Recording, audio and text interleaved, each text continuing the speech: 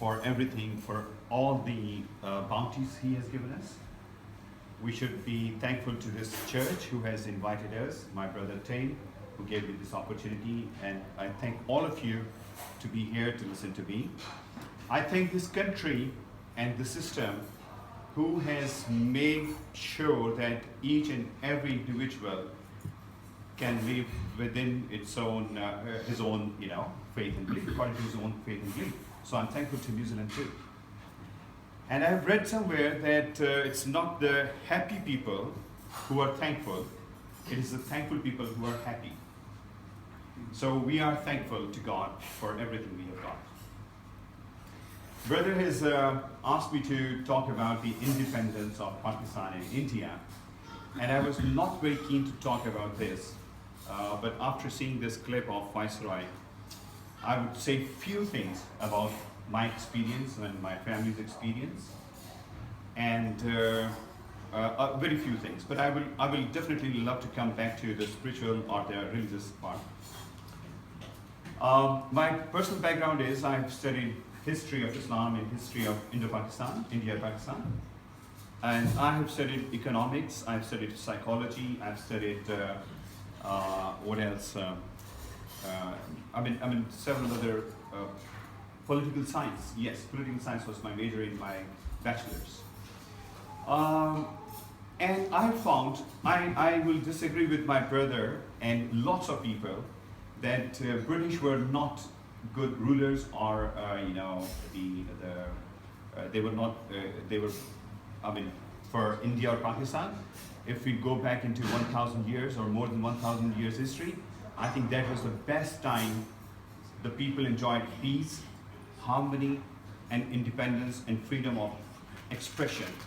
The best in the British regime. This is my personal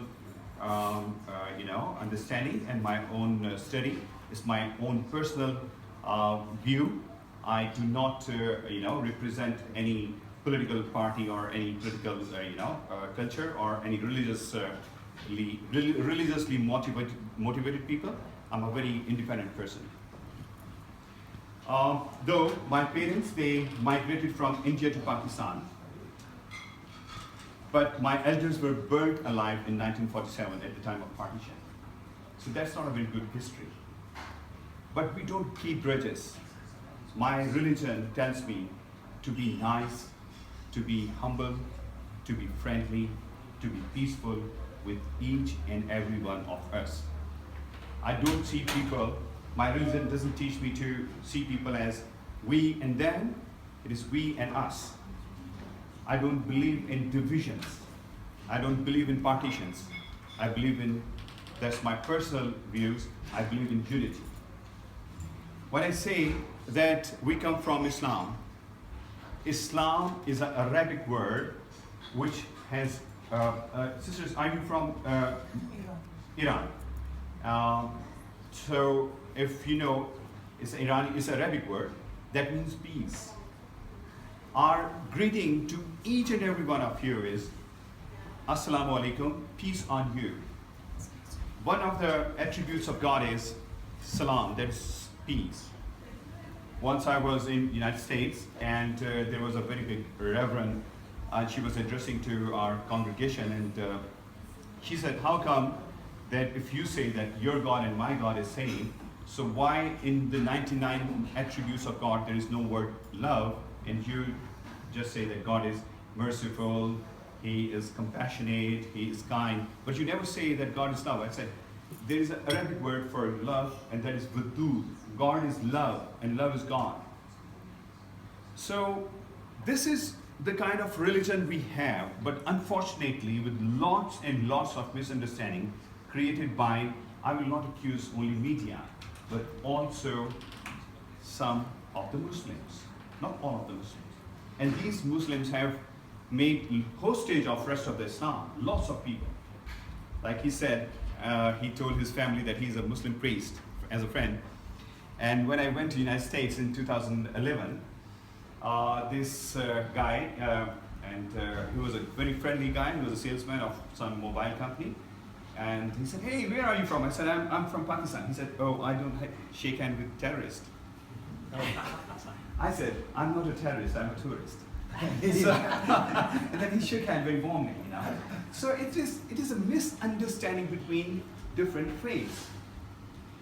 Again, I didn't know that how what religion or what cultural or faith group you people belong to. I thought you people are Presbyterian and Christians. I just met a couple, and the lady was Mormon, and her husband is now Mormon, but he used to be Presbyterian.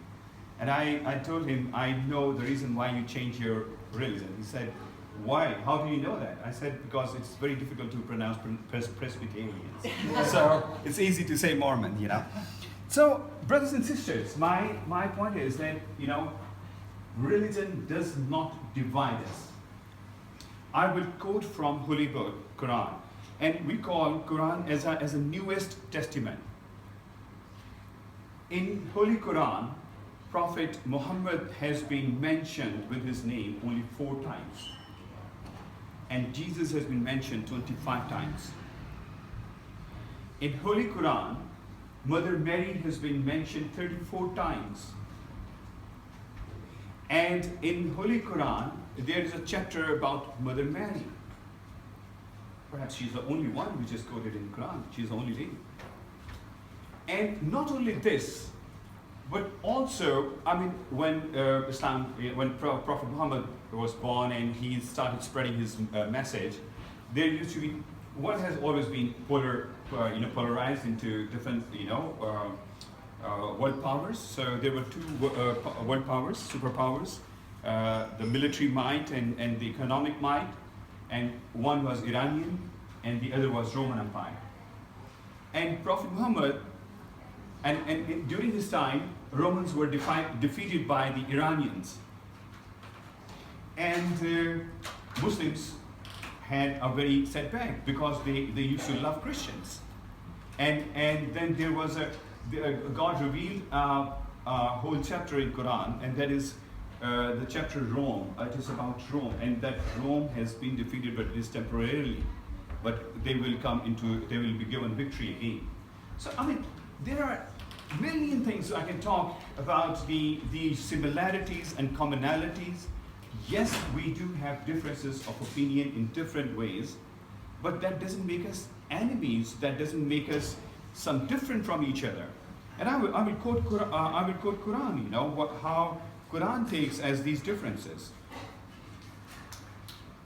First of all, I'll give you this. This is a chapter 2, verse 213, and it says, mankind is a single nation. So we don't believe in Hindus and Muslims and Christians and Buddhists and everything.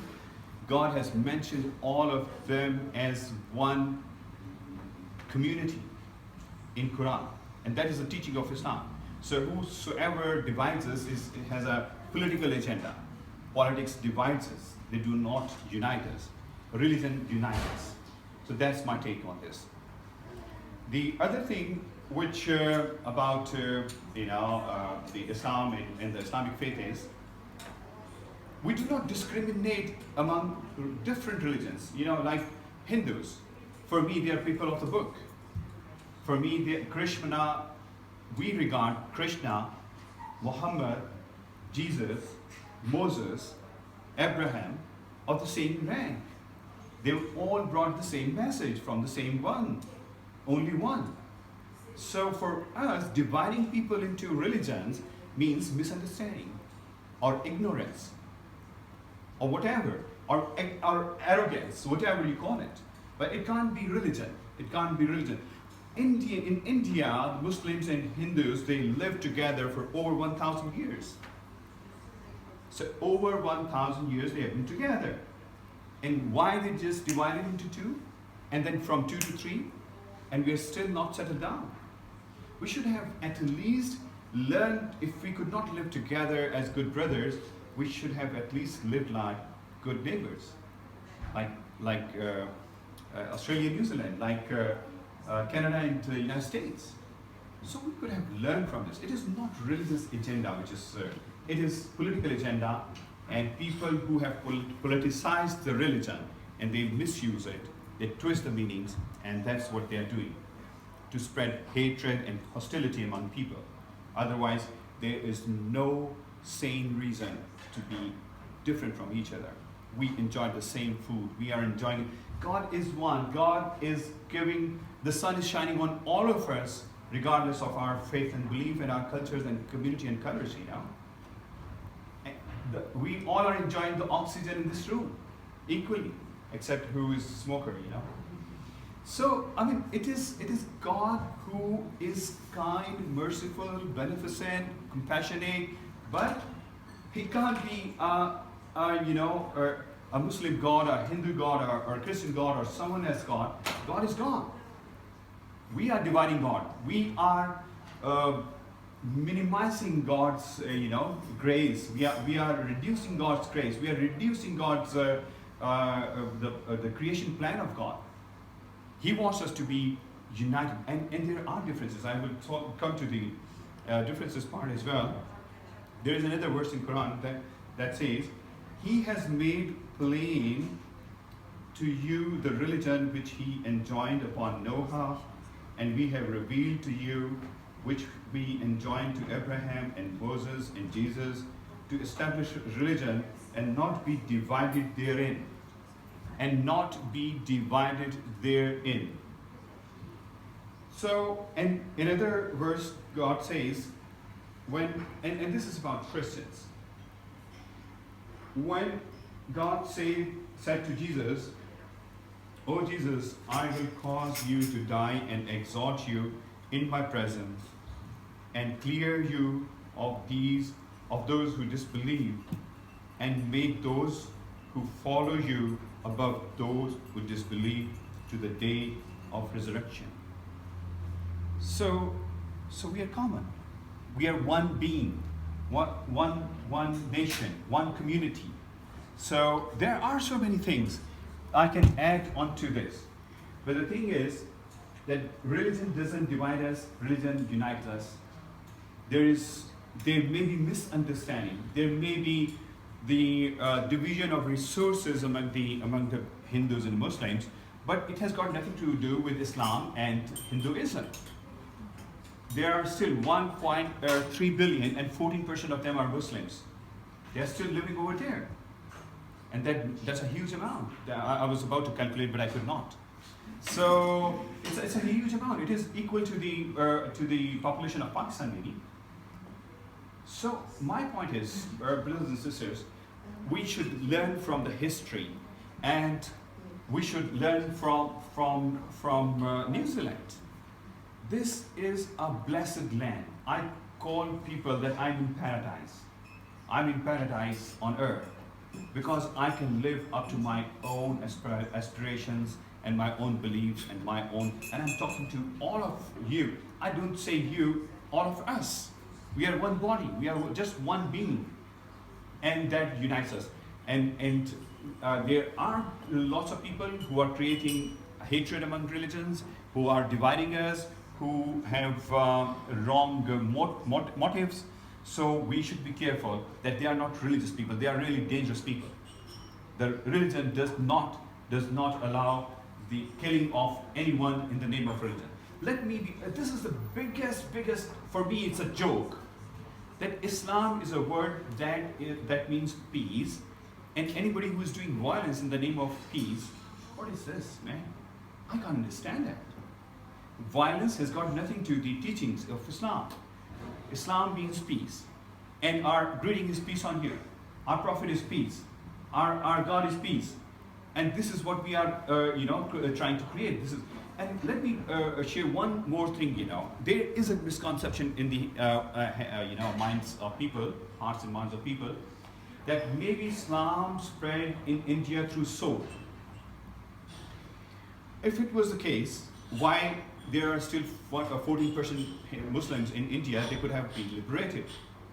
It's not like that. It is totally a propaganda. The Muslims rulers or the emperors had nothing to do with Islam.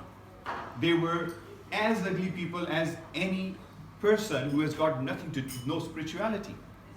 They had lots of concubines. They had lots of slaves. They used to make people pay taxes for their, for their purpose, not for the betterment. We talk about in Britain. Britain gave us infrastructure. They gave us schools, colleges, universities, parliament. They gave us hospitals. They gave us churches. They allow us to be what we are. They did not interfere in our religion. Britain they spread lots of rails and roads but if you go there, if you go India and Pakistan, I've been to India, it's a very, very difficult job for a Pakistani to get an Indian visa and go over there and come back and not being, monitored. So it's a difficult job. So, and what I see, people are the same. We have same skin color, we have same language, we have same food, although with due respect, is there any Indian here? Well, there are 2-3 differences. Pakistanis are more charming and good looking. My wife is more beautiful than Indians. I'm just kidding. I just love to tease people. Out of love. And she makes better food than the Indian friends. So there are 3-4 things which we can, but when you see the narrow-mindedness of people, I tell you one very important thing. I live in a neighborhood where there is a Sikh, and my forefathers my elders they were burnt alive by the Sikhs. And this Sikh guy, he's a baptized Sikh, and he comes to my home every day to study Quran, and I teach him Quran. And he was very reluctant even to talk to us. He was reluctant to. They still don't eat with us because it's according to their faith, but we do eat everything they make because it is halal. So, we have to build bridges instead of creating walls between us. We have to demolish these walls of hatred, humility, and hostility, and war, and all these things. Islam, I brought a few books, a few translations of Quran, but I will not give until I'm permitted, My point is that if you find anything which is inhuman and which is teaching of violence, or which is teaching of, how many minutes, brother, you can give me more? Is it, shall I? If you can take 1 or 2, that'd be great. Prophet Muhammad was born in 571. That was the darkest time of the history of the world, and the darkest place was Arabia, and they used to bury their female child. They used to have lots and lots of women as their wives. They used to have slaves. They don't have any human rights, and they used to fight for thousands and thousands of years. The wars were going on, and he was born. He was an orphan. His mother died when he was 6 years old. His grandfather died when he was 8 years old, and he was totally neglected and not properly looked after. But he used to serve his uncles and his family and poor and needies, and he used to help. He was a very noble person. He never had any intention, and he was very shy. He used to go to the cave for meditation, for pondering, for remembering God, whispering to God, and then he got this revelation, and his wife take him to a Christian priest, and he testified that what you have been told is the thing which has been revealed before you on such and such people, and he was that when he was successful in getting few people. He attracted few people, and they were tortured, they were penalized, so he made them went to Abyssinia. That was a Christian country. So Islam we are in debt towards our Christian brothers and Jew brothers and other brothers. Otherwise, we would have not been here. So I will some other day, because the time there is a time constraint, and I may be entering into some dangerous zone.